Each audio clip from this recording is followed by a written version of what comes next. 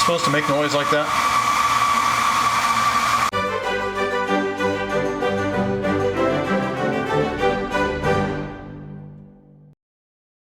Welcome back. It's a Friday night. Usually on a Friday night we're releasing a new video, but we did it yesterday and there's a good reason for it. Just take a look around. Take a look around this room. What do you see? Things are a little kind of disheveled looking. So you probably guessed by now, it's time to move.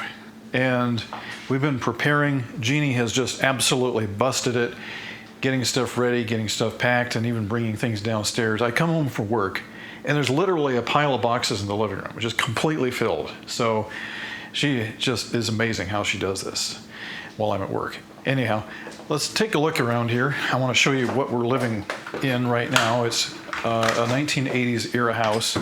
Here's the garage.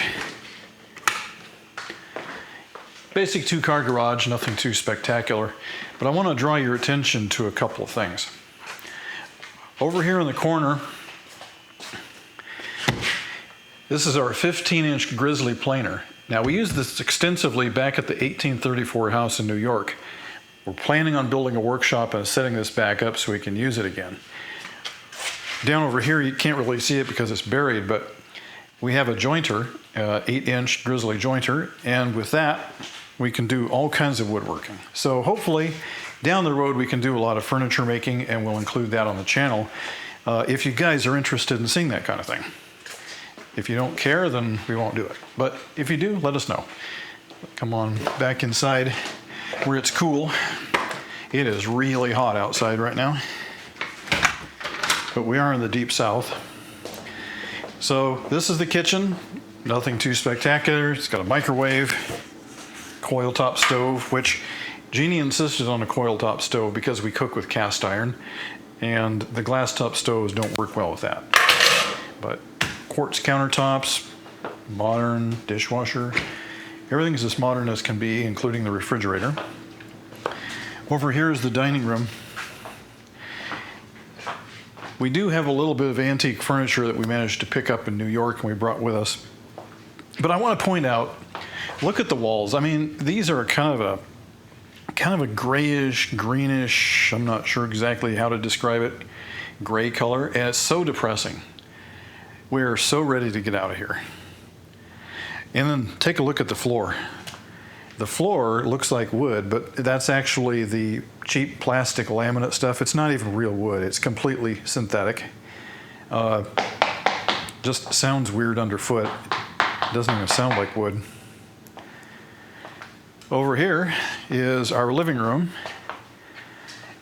And I apologize for the lack of light here, but it's fairly spacious. But right now it's obviously full of our stuff, which we'll be moving tomorrow. And there's our fireplace, which doesn't really work. It has a gas log insert in there, which we've never really used, to be honest. But anyway, stuff, household items. Walk with me and we'll check out some other things. Here's a half bathroom downstairs, closet, nothing too spectacular. Now, here's the staircase. I want to show you something.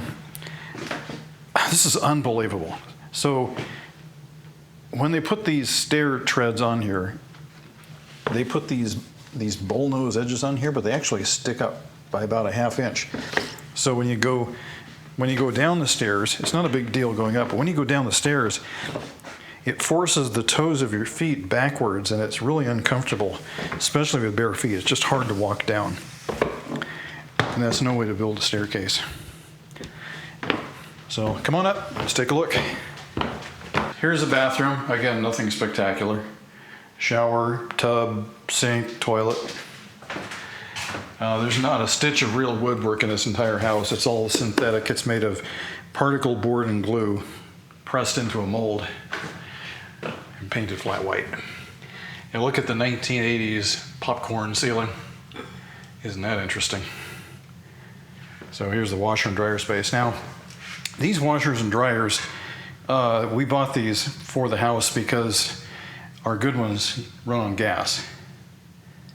And the house doesn't have gas upstairs, so we had to buy these, and we'll go and sell those when we're done. Sure. Okay, let's show you where our office used to be. You kind of have to thread your way through here. You gotta be really skinny to pull this off.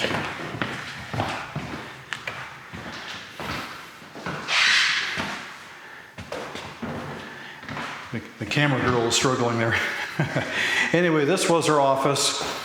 Our computers were here. All of our video editing took place in this room. And this is the room where we did all of our correspondence. So every time you'd leave a comment to us on YouTube, we'd sit right here and we'd answer your questions and talk back to you. And by the way, we really enjoy that kind of feedback, and we enjoy interacting with you guys. It's a lot of fun. But this is, I guess it's kind of a bonus room / bedroom. Nothing too spectacular. It's, cheap synthetic cardboard doors. Okay, let's go down the hall. You gotta be really skinny.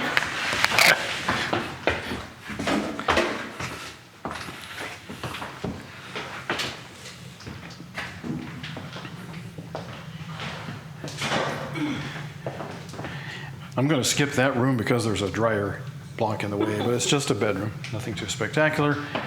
Closet.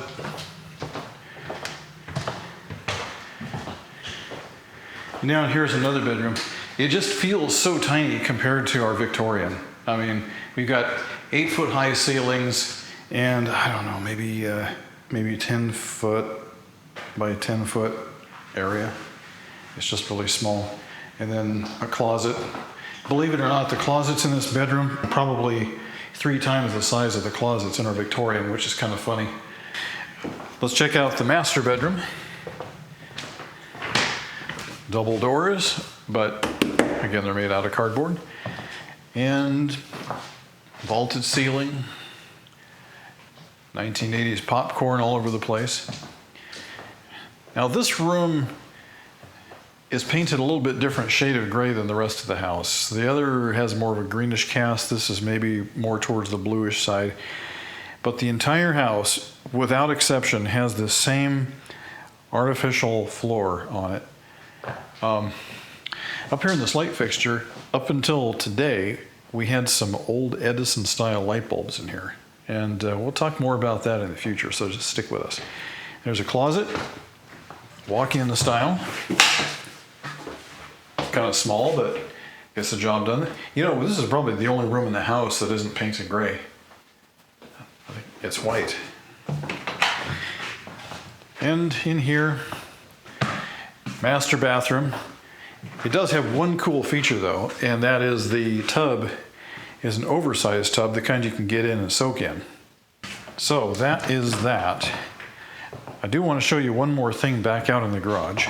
Oh, before we go back to the garage and show you what I was going to show you, we have this old radio that we've had for a long time. I think we got this shortly after we got married.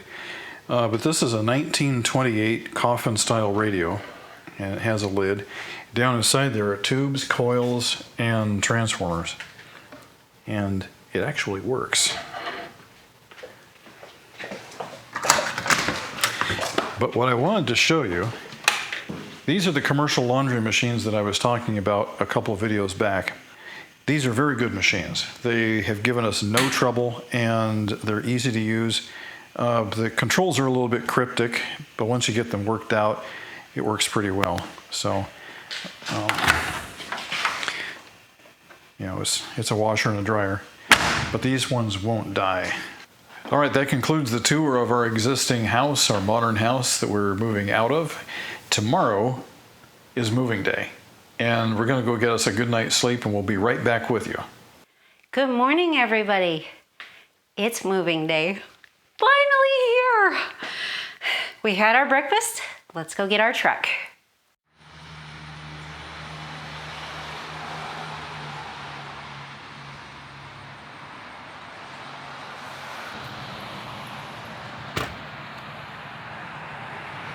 Hey everybody, it's Saturday morning. We are so excited because we're going to move today to the Victorian house. It's hot, and I mean, it is really hot. It just, for being this early, It's going to be a scorcher today. Look at me, I'm already drenched in sweat. But we're going to do this. We've got movers coming. They should be here shortly. And we'll get that truck loaded up. We'll get out of here, and we'll go see the Victorian house again.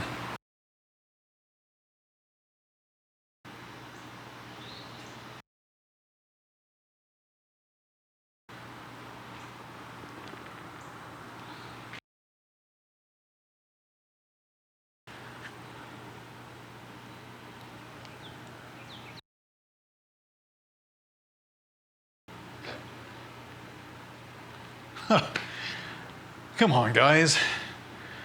All right, it's about 2:30. We have 3 young men who just showed up, and they're running around with dollies and hand trucks, getting things loaded up into the truck.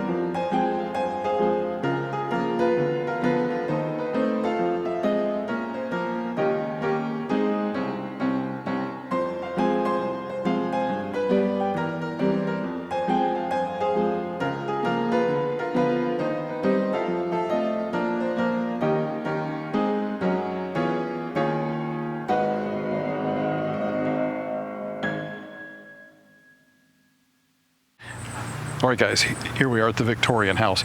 Now, we had an interesting question come in about the mailbox. Somebody asked, why is the opening facing the house, not the street? Come around here, I'll show you.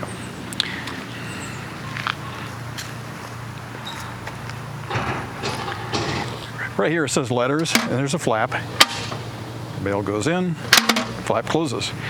And then we just come around the backside and put in our key and take the mail out. All right, we are moved in, guys. Everything you see on this channel is live and unscripted and real. So, sweat and all, everything is real.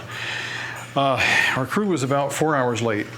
So we started putting boxes in the truck ourselves, pretty much wore ourselves out. And then a neighbor came by and started talking. And the entire 6 months we've lived here, he's never talked to us, but he's waved from afar. And so today he came over and spent half the day talking with us, so that was pretty cool. But we've got stuff in the house now. Come on, take a look. So I don't want to bore you guys to death with stuff, but everything that we own is now either in the hallway or in this room here.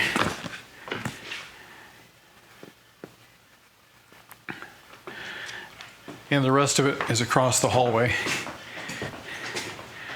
We've got boxes, and we've got tools, and we've got the old washer and dryer here, which will be up for sale very soon.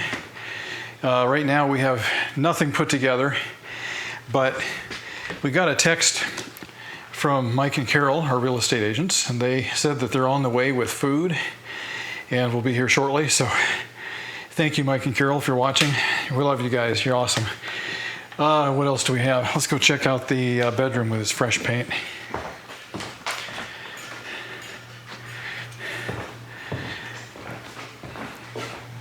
So here's the bedroom. We've been looking at every single comment that you guys have left us regarding the paint colors. And man, we really appreciate all that feedback. It's great to hear from you. But right now, the trend is leaning towards a white rather than a cream white by quite a wide margin. So we'll keep looking. We'll keep looking at your stuff, and we haven't made a decision yet. But right now, we are beat, absolutely beat. So what happened was the guys were 4 hours late, and we started loading some of the stuff in the truck ourselves, like I mentioned. Finally, they showed up, and they started working. They got the truck loaded. We brought it over here, and right away, I mean, these guys were just beat because, apparently we wore them out, and the people before them, or before us rather, also wore them out. Come to find out, these guys, they work 7 days a week, all day, every single day without a break. And we asked him, why is that? And he says, man, I don't like vacations. I don't like time off. Those guys are animals, just crazy. But, they're good hard workers, and they got it done. But we jumped in right towards the end and helped them out because we still had a little energy left over by then. And I think they really appreciated that. But we got everything unloaded. Here it is. And we're going to just stop now, and hopefully Mike and Carol will be here shortly, and we'll have a little food and rejuvenation, some fun and fellowship. Yeah, we are tuckered out. Here's some food. Oh, thank you. Some ribs and some veggies. Oh, wow, thank you. There you go. We got some more drinks. Oh, cool. Yeah, beverages. No alcohol though. It's okay. Ooh, it's probably too hot for alcohol. Wow, Mike and Carol, you guys are the greatest. Look at this. They brought us smoked ribs, smoked veggies, a cooler full of drinks. Man, it's going to hit the spot after a long day of hard work.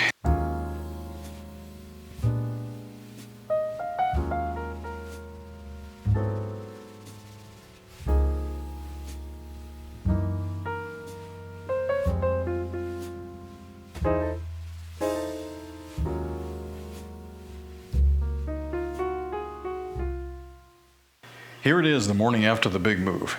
It was so hot yesterday, I cannot overemphasize how hot it was yesterday. The guys were really worn out, we were worn out, and we just collapsed into bed last night, which really consisted of a mattress. We did get the air conditioning turned on and managed to get the temperature down to about 80. This morning we were able to push it down further to 78, but the air conditioning in this house is really, really bad. It has plenty of power, that's not the issue. It works fine, but the way it's ducted in here just isn't good. But anyway, that's another matter altogether. But we did manage to sleep. We did learn a few things about the house, though. It has all kinds of interesting noises going on. The refrigerator sits there all night long running, and it just resonates right into our bedroom. So there's this constant rumble going on. Today we're going to try to get the washer and dryer hooked up and try to recover some of our stuff out of boxes and get to the point where we can function on a day-to-day basis and live again so that we can work. And then we'll unpack other stuff as time goes on. But today, for you guys, it's the washer and dryer. These are a good washer and dryer, and I'm so excited to get to use them again. They work so well. Hibsch makes machines for laundromats and industrial laundry facilities. This is the control panel for the dryer, and it has been 7 months since I've used this, and I don't remember a thing about this. Without the words on there, it's going to be a good learning curve. Before Mike can hook up the washer and dryer, we've got to find those hoses for him. Let's see what we can find. Now, when we had the movers, they were so worn out that we just finally started saying, put things anywhere. Oops, I turned that off. Here we go. Let's get the light. We just started having them put things anywhere, and we helped because they were worn out. It was so hot and muggy. And so nothing is where I expected it would end up being.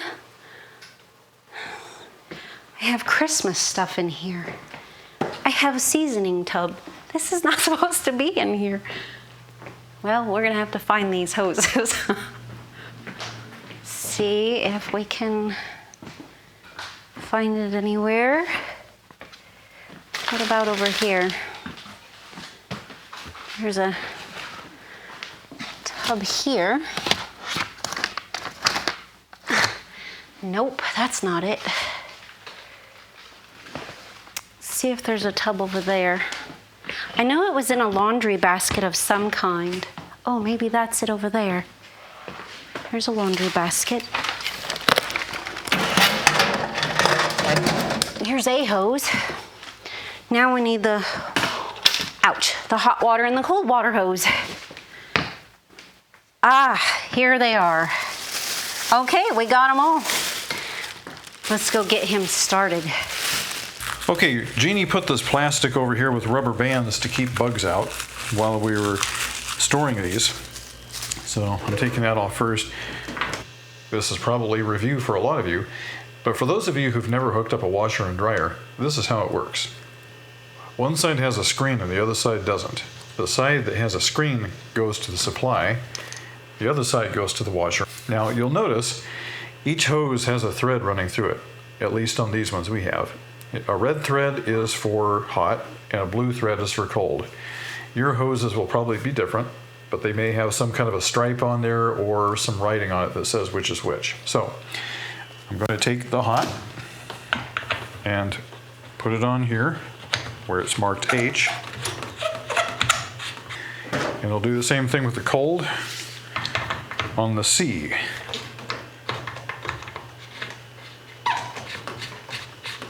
I'll take the other end and I'll hook it up to the hot water faucet. Same thing with the cold water side.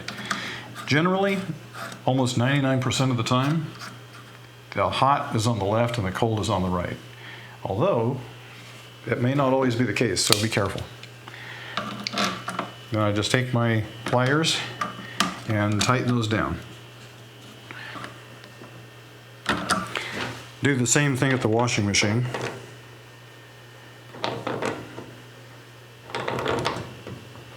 Now this is the hose that has the exhaust, if you will, where the spent water gets sent out to the sewer. And these are really simple. Just stick it down the drain pipe like that and you're done. The last part is to plug it into power. Like that. Now take a look at what we've done here. So we've got the supply hoses. They're running nice and neat together. And then we have the discharge hose here. It sits down in that pipe and it should be okay sitting there just like that. Now if we find that there's a problem where this discharge wants to work out, we can always come back and tie these together and clamp it down so it doesn't move. I have been informed we need crescent wrenches for him to finish the dryer hookup. Let's go find them. I know they're not in that little toolbox in there. Now, all the tools were supposed to be put in here, but I don't know that they were. Let's see if we can find the other toolboxes. Here's this one. Let's see if they're in there. Oh, they are. There's one anyway.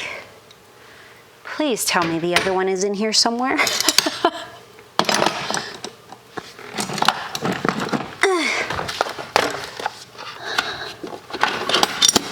There it is. Okay. Okay, now to the dryer. We'll take off the protective wrap there. Now, this has a machined surface on it, and so does the hose. So we're not supposed to use any kind of compound or tape on this. It's a machined surface that makes a perfect seal. So I'm going to go ahead and put that on like that. And tighten it up.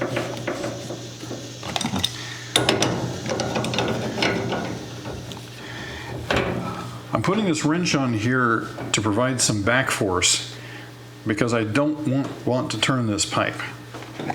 So I'm going to push down on that one while at the same time tightening up the hose. Good and tight. We want no leaks. And then we'll come over here. We'll bend the hose around so it kind of works.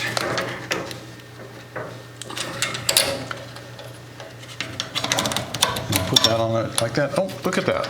Okay, we're missing a piece. That doesn't work. So we either have to change our hose to a different size or we have to get an adapter. Okay, a couple of hours have elapsed since a couple of seconds ago on your video here. What we did is we went back and we got another valve that had the right fitting on it. And that was the quickest, easiest solution, was just change the valve and write that one off. So now the gas is off outside. We went ahead and changed that, although we didn't show it on camera. So I'm going to go ahead and continue on here by putting this fitting on.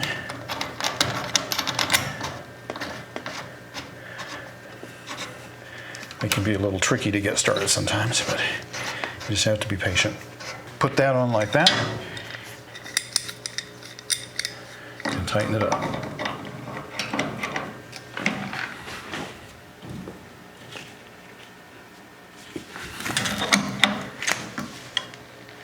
Now it's time for the dryer vent.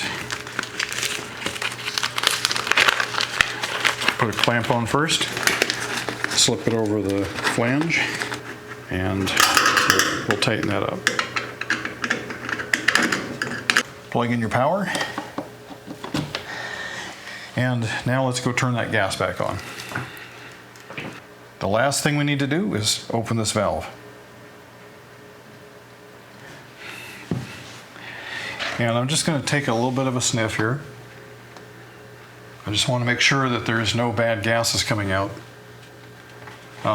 Natural gas has a very strong odorant to it. And if there's even the tiniest amount of a leak, you're going to know it because it has a really strong rotten egg smell. I smell absolutely nothing there, nothing here, so we're good to go. Let's do a quick test run on this dryer and make sure it fires. Okay, the cryptic control panel here, nothing is written in English, it's just all symbols. So I'm going to press this button that says play. Hey, look at that. Okay, so now it's rolling. We should hear the gas kick on in a second.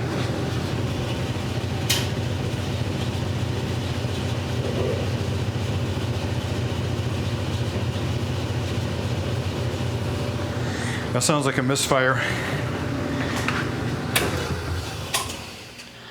No, it's not a misfire. I can feel tons of heat coming out of there, so I guess it is a lot quieter than your domestic ones. But everything looks good, so I'm going to go ahead and shut this off now. Oops, no, I guess that was the off button. How do you turn this off? There we go. Okay, now it's off. Now the next thing we need to do, we know that this is working fine. We need to run the washing machine and make sure that it's working properly. Let's turn on the water supply to the washing machine. I'm going to just crack this open nice and easy.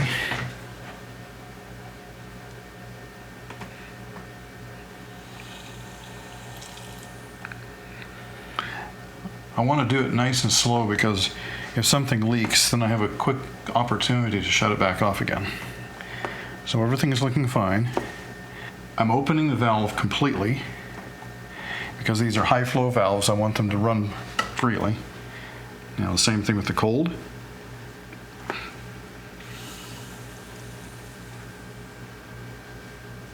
Okay, no leaks.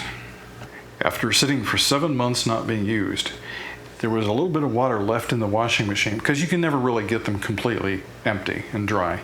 So that little bit of moisture in there eventually evaporated in the heat of summer, sat there, and what grows in warm, humid conditions? Mold and mildew. Well, our washing machine is full of mold and mildew, so we have just the thing. These special cleaners you can run in the washing machine, and it'll clean it, disinfect it, and we're going to run one of those through it right now. Okay, we'll open it up. Turn on the power, and we're set for hot water, which is perfect. Now the instructions say just throw it in. Don't put it in the dispenser, just throw it right in the tub. Hit the go button, and I have a red flashing light here. It says lock. Okay, I hear a noise. All right, sounds like it's doing something there. Not sure if it's good things, but something is definitely happening. Is it supposed to make noise like that? Our next project has to do with our fridge. It's very inefficient and it's costly to keep running all the time. So we bought another one, and the new one will eventually go into the workshop. But for now, we need to clean up this space so Mike can work on it.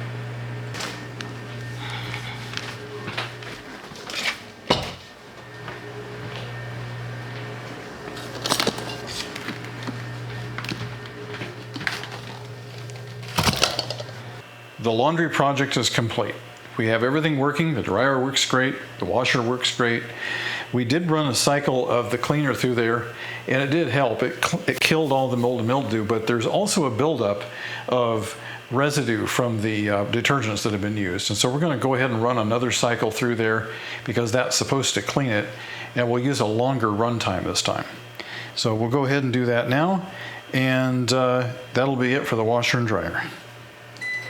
The ice maker on this refrigerator doesn't work at all. So I don't know whether this line is pressurized or not. So I'm going to just crack it open to see what happens. We may see some water coming out, and if so, I'll just close it back up again.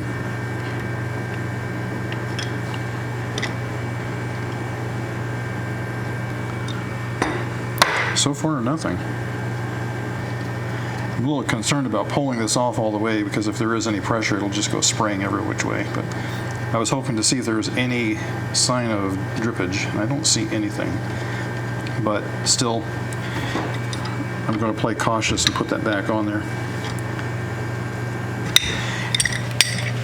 Most likely, there's probably a valve under the house that's either turned off or turned on. I hope it's turned off, but you're supposed to have a valve up here on top where you can shut the water off in a hurry if there's a break, and nobody installed one. So that'll be part of what we do when the refrigerator comes. I just took a trip under the house to check the water valve and see if the refrigerator was turned on or off. And it turns out that it actually was turned on, so I went ahead and shut that off now, so there's no pressure. But before I went under there, I noticed some stuff moving around on the ground. I thought, what is that? And I looked closer, and I realized that they were maggots attacking something. And I thought, well, there must be some animal that got in here. And it looked like animal poop. And so I looked around the house. I couldn't find any way that an animal could get in except for some little slots that were in the brickwork. And I'm thinking, okay, could a squirrel make poop that big? So finally, I got a shovel and I scooped it out of there. And it turns out that it was a snake, a dead snake. Apparently he got in there and died. And the maggots found it and were devouring it with gusto. And man, what a smell that was. Whew. So we got that out of there, all of it. But I got into there, found the valve, shut it off, and so we're good to go. We're going to go ahead and disconnect this now. But I want to tell you one thing. While I was down there, I found something that will blow your mind. But I'm not going to tell you what it is just yet. You can guess if you want, but we'll save that for later. It's incredible. And yeah, I can't wait to tell you and show it to you, but not today. All right, I'm putting a couple of paper towels down here because I expect some water to spill out. All right, so I have one wrench there to pry against and the other to loosen with, just like that. That's good enough. I should be able to just go ahead and take it off now. So far, so good. All right, there it is. No disaster, no water spraying every which way. We've spent all day just moving things around, and I pulled a lot of boxes out of this room that went to the kitchen. You're going to be amazed when you see what happens here in a second. But that's the parlor. And here's the other room across the hall. You can see we've got a lot of stuff moved out of here. Unfortunately, a lot of that was kitchen stuff. But we got a few things left here and there. But as you can see, that pile right there, all of that was kitchen stuff. And there's still an awful lot of kitchen stuff that has yet to be unpacked. Well, let's go see what Jeannie's up to. Hello. Hi. How are you doing in there? I'm putting the can rack together. Oh, okay. Yeah, I think I have too much kitchen stuff. I think you do too. No. I said that wrong. I need a big pantry. A bigger I pantry? need a bigger kitchen. A bigger kitchen? That's what I need. Okay. That's the problem. A I don't have too much. 3,000-foot kitchen? Would that do okay? Maybe. Maybe. Well, you know what? I think it's time to end this video for the day. We've got a lot done this weekend. It's been very busy. Did. We've really worn ourselves out, Oh my, yes. but it was good. We're in the house now, and now we can It is. get things set up and start restoring. It's a great exhaustion. Not a bad one. It's a great one. Because it's been so much fun and so exciting. And we're getting started and it's fun. Yes. All right, guys. Well, that'll do it for now. So we'll see you next week on 1834 Restoration House.